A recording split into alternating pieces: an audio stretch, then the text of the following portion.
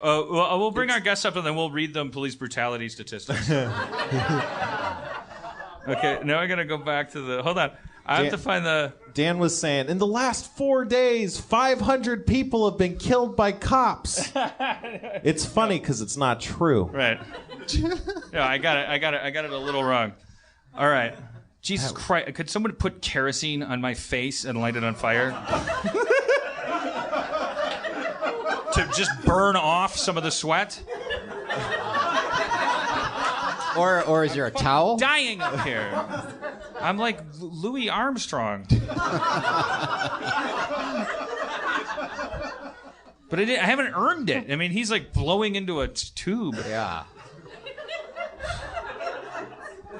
So these guys are a recent relative to us. We're old timers. Recent addition to the Feral Audio Network. They have this show that they started doing called Before You Were Funny, which is a really interesting concept. We live in Los Angeles. It's like we're surrounded by geniuses all the time and people we admire, even ourselves sometimes. And then you really you open up to yourself and your closest friends about the really hack shit you did, unless you're some kind of weird deformed prodigy that was writing good comedy when you were 13 years old. You probably went through this horrible hack phase. So it's a really refreshing show. I took part in it. Aaron's done it. It's really great. It's like when you get the right group of people, these really funny people that come together and reveal that when they were 22, 25, 27, whatever it is, that they wrote these horrible, unfunny things, and they read through them, and it's an uplifting experience. It's not caustic. I wouldn't tolerate it otherwise. Did you hear my 38-minute, what is your point, transgender monologue? I obviously care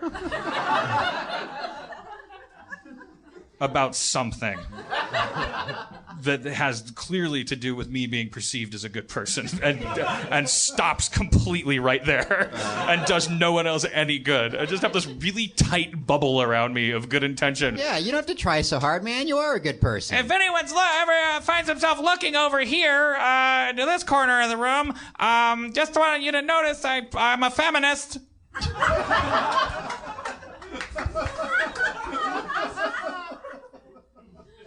Hello? Boy, is that bad what we do to black people. Hello? Just over here. I brought some calamari frozen. I don't know how to make it. I'm white. I'm so white.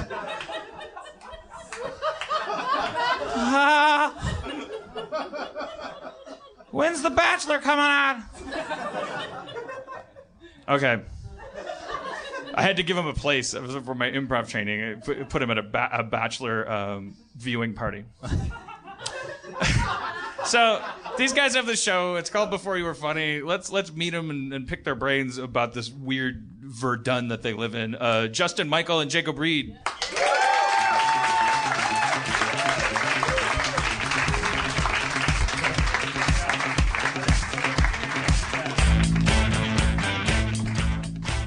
Hello, fellas. Hello, Hey. how are you? Sorry about the wait. Wait was great. It was great. We learned about a lot of social issues. Okay, good. Yeah. Are you guys airtight now on how to feel about me? Yeah. I'm a good person. I don't know how to tell you how to feel about gun control, global warming, transgenders. We need a noun that describes the issue. Because I keep going transgender movement. Yeah. Transgender issue? Transgenderism. Yeah, No, I'll but take that's that. I don't. That makes it sound that's all right. What if we just referred to LGBT rights? I looked to you like you were saying that, and that was not you. I'm not going to memorize a bunch of letters that don't spell something. ISIS, I can remember. LGBT? Well, I don't know whether to respect it or order it. So if that acronym had vowels in it and made a word, then it would be better. Yeah, if it would have to spell something cool, like tree or something, or sword. I bet if you rearranged them enough, it would spell something. I mean, it spells leg butt. Quibital, right? Yeah. A quibital, a thing that you slice somebody with. Yeah. I took Quibital for a week when I had the flu. So have you guys, how long have you been doing this experiment of inviting people to bring really the shit that they would never want anyone to hear if they were invested in protecting their image? 3 years as like a good show. Yeah. And then like 6 years probably. We did it 6 years ago, like twice, and then stopped because there was zero audience for the first year. Yeah, and then and we tabled it. We're like, we should wait until until more of our friends become famous and want to do this show. Right. Yeah. And So- also, yeah. The thing I'm curious about in that time, so I'm trying to be a better interviewer, but part of it was me realizing that you're not supposed to ask things that you think an interviewer should ask. You're supposed to ask things that you actually want to know. So I was thinking about what I want to know, and the thing is, when you hear it, it's not going to be that. You're going to be like, we can't answer that. But what I really want to know is, like, when you're like, who there must be. You guys have an encyclopedic library of the ways people handle embarrassing themselves. Oh yeah. Yeah. And so do you have shorthand for he's a Henry? Like he's gonna bring in the shit that he actually thinks is funny, and you're gonna be able to tell he thinks it's funny. There are some people who do bring in things that they think is funny, and then and then they're like, oh, it didn't go over well because people are expecting bad things. Right. I think it's a defense mechanism because you're like, well, it said bring your most terrible stuff, but I'll bring my stuff It's that's still a only show. little Right, bad. which is the word. I mean, that's such an understandable, logical decision, but it's so you can see how that's. I think isn't that what we're all doing all the time? Aren't we all going? Well, they say you love me, but I guess that is you'd love me more if I was a little different. And we're not ourselves. Therefore, our warts are not showing. Therefore, our actual most amazing moments are kind of through a weird gauze. The best stuff is always the stuff that people are horrified when they realize how bad it is. Like a lot of the time, people will send us stuff without having read it ahead of time, which is what we suggest. But I mean, I would read stuff before I sent it to someone. I think you'd be crazy not to. But a lot of people do what we ask and send it sight unseen, and then as they're reading it, they realize how truly terrible it is, and those are the best reactions in the world. Yeah, we had one that they realized halfway through the sketch that only the stage direction was racist. The sketch itself was not, but the way in which they described things was very racist. Specifically mentioning the ethnicity of characters who were coming in, but it didn't play into the sketch at all. No reason. Well, when you say it that way, that's as racist as 3 years ago in network TV. Like that's, but I thought you meant like it would say like Demorge and the boys are hanging out. That's I mean, there is stuff like that for sure. Yeah, Demorge is regular on the show, and he had a story about a commercial that matches that definition. The descriptions were racist. They were saying that they were spelling it wrong because they were. I'm assuming because a group of black people some of the vowels come out and stuff because just in the stage direction. Anyways, I'm a good person. And if I had been at that audition, I would have pulled Demorge out of there. I would have said, "You're better than this."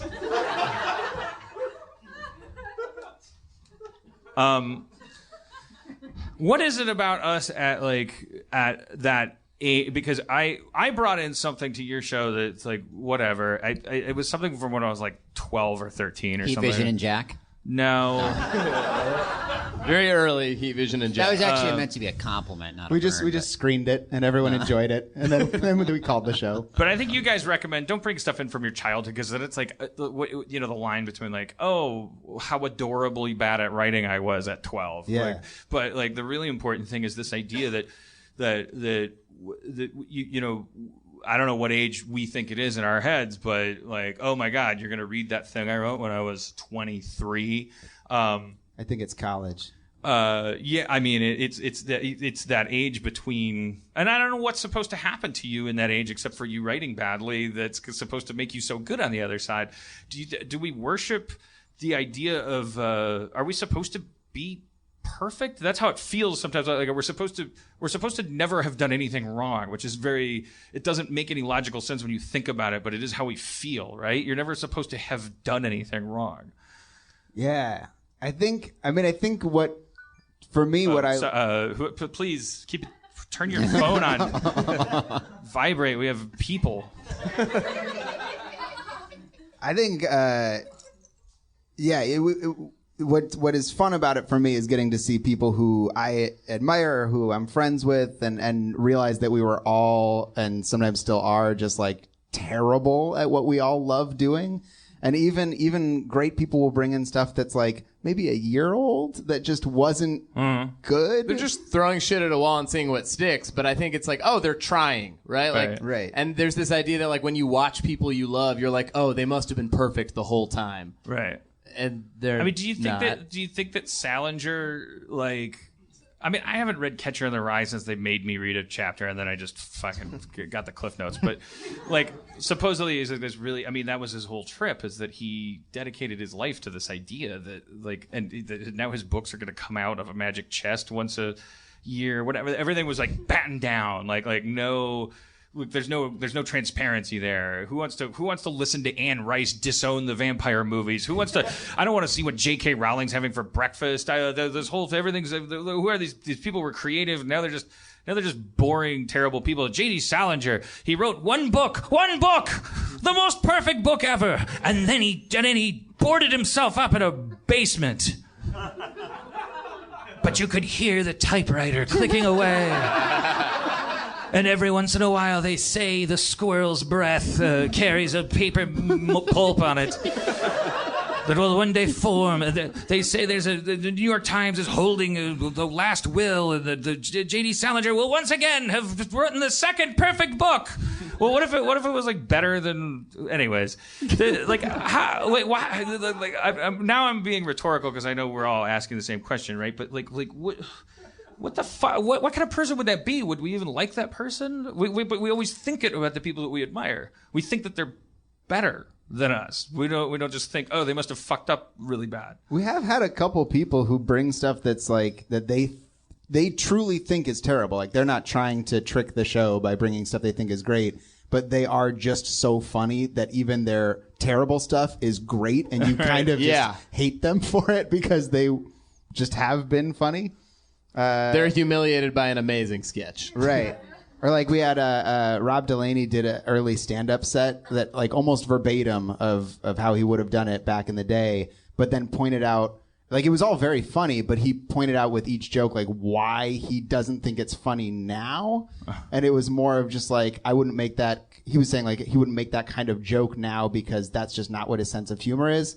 So sometimes it's not as much about like, oh, you were shitty then. It's like, oh, you've been funny the whole time, but your perspective has changed. Right. That's not a funny answer, but that's the truth. It doesn't. I mean, maybe one day in the future you'll have the perfect, funniest answer. No, that's the answer I wanted. No, it's not. What am I talking about?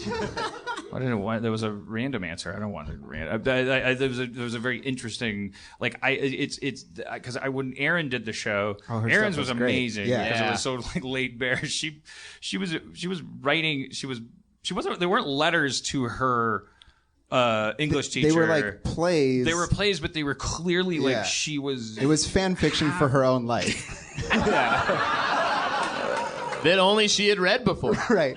And like it was a very transparent like attempt at a sort of seduction of this teacher. I think the plan was that she was going to everyone in her class had to write these plays, these like one acts, and hers involved a character loosely based on her and a character loosely based on her teacher having a liaison after school. But having kind of a snarky, like it was definitely not. It was clearly this is the thing that would like make me cringe the most. Like we were talking about these bare wires that I think your show at its best is like. That's where this energy is coming from. These exposed wires. The most to me, listening to those pieces she was reading, the craziest thing about them was that she didn't just want to have sex with her teacher. Like the way she was she wanted to be married to him, and she wanted she wanted to have sassafras with him. Like she wanted like it didn't have I mean, it was like they were talking about sex, but it was more like it was like if a 16-year-old, like what a 16-year-old thinks that all of that stuff would be when you're older. She wanted to have like this repartee and and that was like crazier than if she had just said his hand touches her boob. Because also he'd be staying there after class the whole comes time. out. Sorry, I was just telling them what boobs do. What did you say? Just the idea that a teacher stays there that long after class too is like, he must be burning the midnight oil every night. An elementary or a middle school teacher, like he's high not school just teacher, clocking out and getting the fuck home. Yeah, exactly. But it's exposed. I think that's the thing. It's like nobody. What is that like? It's when your intent is so clear, when it's like crystal clear. I think the best stuff comes from the end of high school and the beginning of college, because that's when you're at the center of the world to yourself more than the rest. The world's so big, right? Like it's bigger than it's ever been. You just realize the world's bigger than it's ever been, and you're going to be a part of it. You're right at the center. And you don't know that you're wrong. And everything that you do is something you're inventing because you haven't seen hardly anything. You've had a chance to see 4 things, so you're definitely not going to write where the red fern grows again. But everything else you're convinced you're creating. You're like, holy shit, man! I'm gonna and it's so. Like God forbid that you ever get that insulation. I feel like your friends that go to film school, that was always the cliche when we first came out here to LA. It was like, oh, he must have gone to film school, because we just had an hour lunch with him and we talked about 20 movies and he never smiled, and we talked about what kind of movie we want to make with our camcorders, and he was paralyzed because it was like, oh, he must have gone to film school, because you're for 4 years you're sitting there watching everything and learning what everybody's ever thought that ever picked up a camera, and it fills you with like, oh, well, who's little old me? Yeah, it's before you realize that. I think when you become an adult, which I'm not claiming to be, but you realize like someone has done a good version of a lot of different things already, and it's crippling because what the fuck are you going to add? But before that, and at the heart of that fear, though, it can't just possibly be. Because we're not that noble that we would just think, well, I wouldn't want to do a worse job of writing a book about a car that eats people than Stephen King. There's a one thing right after that, and that's actually what we're worried about. It's then everyone will make fun of me. Right. Then everybody, it's not actually the book being bad. It's like people will think that I'm stupid. People will think that I invented cars that eat people, and then they'll be like, you didn't invent that, right? And I'll be like, fuck you, and I'm not gonna enter this game until I'm safely away from all the double dutch, and like I'm gonna do this perfect Mary Lou Retton handspring through it. What in the fucking 42-year-old man? And then I'm gonna land at a Frogger game and just get the Pokemons. We started in a car that eats people. Yeah. Christine. Yeah, I'm holding that up as like, I didn't want to get anything wrong about Anna Karenina. The thing is, by the way, Stephen King himself has done multiple versions of I'm going to one-up the car that eats people. It's a washing machine that eats people. Yeah, and he has, it's lots of trucks that eat people. Like, he's done his own. Most of the people that you think are great, which is why I brought up Salinger, because I think he's kind of one of the exceptions, because we just can't, people want to find Salinger failing, and it's like, oh, he wrote Catcher in the Rye. And he's the literary equivalent of the episode of Seinfeld where George decides to just leave after he gets one joke in a meeting. Everybody else that you admire, in fact, quite, like Stephen King is a great example. As I'm sure now it's kind of hip to kind of not say he's good at anything, but it's certainly one of the most prolific, sorry, Stephen, if you're listening, or your son, or anyone that loves you, your caretakers, why do I do that? Not that anyone thinks Stephen King's good.